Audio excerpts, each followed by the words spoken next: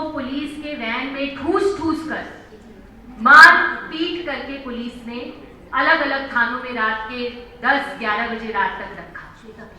और कहीं ना कहीं ये पंचायत आज हुई है उसी दिन के जवाब। आप कब तक महिलाओं को न्याय की जो उनकी लड़ाई है उसको आप बार बार खत्म करने की कोशिश करेंगे। आप जितना खत्म करने की कोशिश करेंगे उतना ज्यादा महिलाएं और भी संख्या में पहुंचकर अपने अलग अलग इलाकों में संघर्ष करते हुए आगे ही आती रहेंगी। एक आतंक का माहौल है।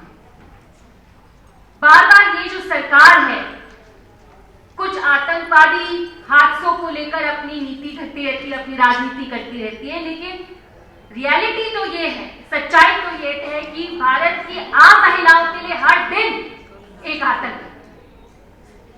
बहुत सारी महिलाएं अपने घर के अंदर यौन उत्पीड़न का शोषण का शिकार है। बाहर जाती है अपने काम की संस्थाओं में तो वहां पर उनके साथ यौन उत्पीड़न होता है, यौन शोषण होता है, सड़कों में, बसों में। और उस आतंक की तो बात होती नहीं। जब उस आतंक, उस डर की बात होती है जिसकी वजह से हम अपने आप को ढकने की कोशिश करते हैं, अपने आप को हमेशा बचाने की कोशिश में रहते हैं, वो जो आतंक है हर दिन का, उसका जब हम जवाब मांगते हैं जैसे हमारी पहलवान बहनों ने मांगा, तो क्या मिलता है?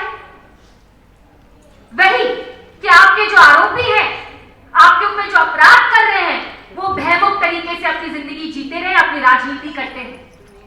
और ये भयमुक्त वातावरण खासकर की इस भाजपा सरकार ने और तीव्रता के साथ आगे बढ़ने दिया है।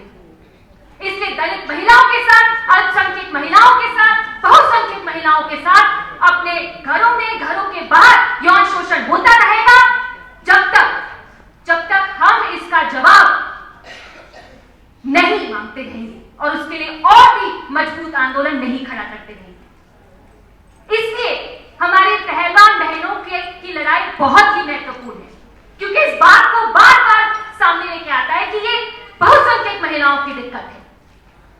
ऐसे बहुत सारे काम की जगहें हैं जहां पर महिलाओं के साथ यौन अत्याचार होता है और वो उनको सहती रहती है और उनको न्याय नहीं मिलता।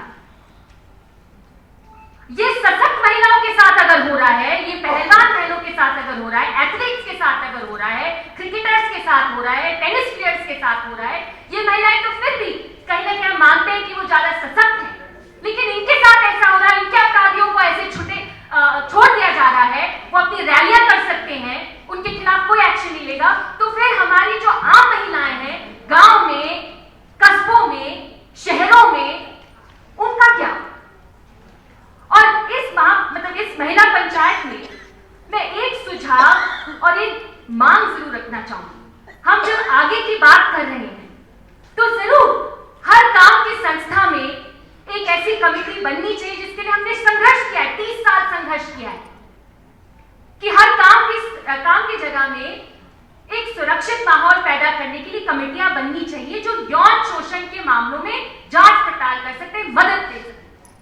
लेकिन इसके साथ साथ यहाँ पर जो भी महिलाएं हैं, हम इन सारे एक्सपीरियंसेस को, अनुभव को ध्यान से देखें तो हमें ये भी देखना पड़ेगा, इस सिस्टम से ये भी मांग करनी पड़ेगी कि हर काम की संस्था में छोटे छोटे उद्योग हो, कंस्ट्रक्शन साइट हो, खेती मजदूर की अगर बात करें, दूसरी महिलाएं जो कपड़े धोने, बर्तन धोने के लिए दूसरे लोगों के मकान में काम करती हैं, जो घरेलू कामगार कहते हैं, ऐसे बहुत सारे काम की जगह है जहां पे कमेटियां नहीं बन सकती आसानी से।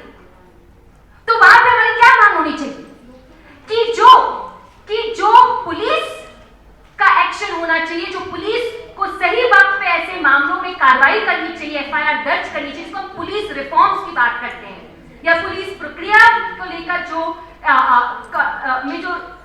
रिफॉर्म्स आनी चाहिए, सुधार आनी चाहिए, जो जुडिशरी या कोर्ट कचहरी के मामलों में सुधार आना चाहिए। क्योंकि आप देखिए, अगर आपको धक्के खाने पड़ेंगे, एक रेप विक्टिम को या सेक्सुअल हैरेसमेंट के विक्टिम को अगर 4 साल इंतजार करना पड़े ताकि उसको न्याय मिले, या 10 साल इंतजार करना पड़े न्याय मिले, तो वैसे ही हम इस तरीके का माहौल बना रहे कि कुछ भी करो, न्याय की गाड़ी इतनी धीरे चलेगी और उसके बीच में हजारों और विक्टिम्स पैदा हो जाएंगे।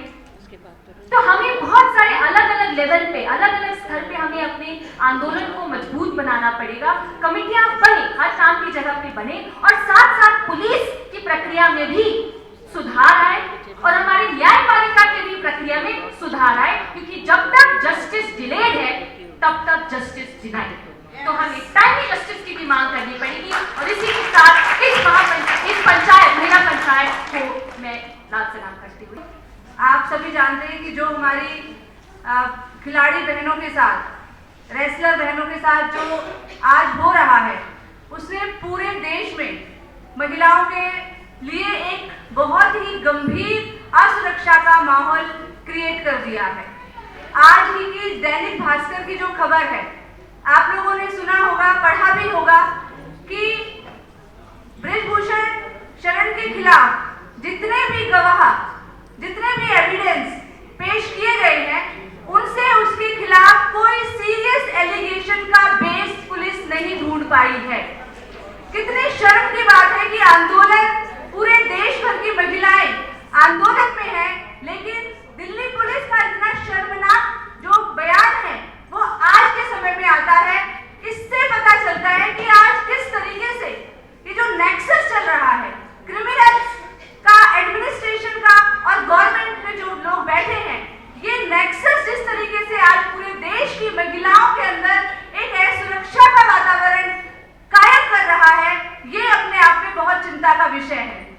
साथियों, जो इंडियन एक्सप्रेस में जो ऑलरेडी आ चुका है, वो ही अपने आप में बृजभूषण शरण को गिरफ्तार करने के लिए काफी है।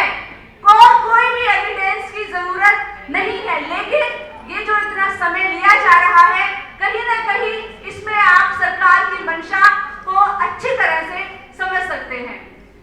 साथियों, हमारी बहनें जो रेसलर बहनें हैं, उन लोगों ने जो लड़ाई अभी तक लड़ी है, अभी तक हमने देखा वो सिर्फ एक कुश्ती का खेल खेलते थे और उसमें उन्होंने गोल्ड मेडल लिया था। लेकिन आज ऐसी शर्मनाक हालत पैदा करती है कि उन्हें बहुत सारे खेल खेलने पड़ रहे हैं। एक तरफ उन्हें राजनीतिक खेल खेलना पड़ रहा है। इन राजनीतिक जो मठाधीश बैठे हैं हमारे देश में, जो मनुवादी है, जो हार्डकोर महिला विरोधी है, एक तरफ वो उनके साथ लड़ाई लड़ रही है, दूसरी तरफ वो प्रशासन से लड़ाई लड़ रही है, तीसरी तरफ वो मीडिया से लड़ाई लड़ रही है। ये तीन तरफा लड़ाई आज हमारी बहनें लड़ रही हैं और पूरे देश की महिलाएं, अभी तक जो उन्होंने गोल्ड मेडल लिए हैं, ये जो गोल्ड मेडल वो लेंगी इस लड़ाई को जीतने के बाद, ये सबसे बड़ा गोल्ड मेडल होगा जिसे पूरा विश्व देखेगा। और ये गोल्ड मेडल हमारे पूरे देश की महिलाओं के विजय का प्रतीक होगा।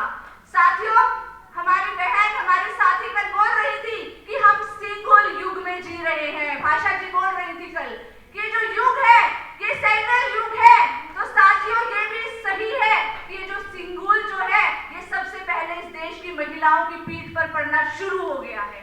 अगर हम ये लड़ाई हार गए, अगर हम बृजभूषण शरण जैसे दरिंदों को जेल के अंदर डालने में नाकामयाब हुए, अगर हम संदीप सिंह जैसे दरिंदों को जेल में अंदर नहीं डाल पाए, तो हम इस देश की महिलाओं को 100 साल पीछे ले जाएंगे। साथियों, जो ये पंचायत इस बात को कभी गवारा नहीं करेगी और ये पंचायत आज शपथ लेती है कि जब तक महिलाओं के लिए और इस देश में एक ऐसा वातावरण कायम नहीं हो जाता जिससे कि सुरक्षा महिलाओं की जो है वो पूरी तरीके से सरकार सुनिश्चित करे, तब तक ये आंदोलन गली गली में, सड़क पर और पूरे देश भर के गांव-गांव में ये आंदोलन जारी रहेगा। इसी के साथ, इसी आह्वान के साथ मैं अपनी बात खत्म करती हूँ। आप सभी का बहुत बहुत धन्यवाद। नेशनल दस्तक की आपसे गुजारिश है कि अगर इसको बचाना चाहते हैं तो नेशनल दस्तक को सब्सक्राइब करने के लिए रेड कलर के सब्सक्राइब बटन को दबाएं,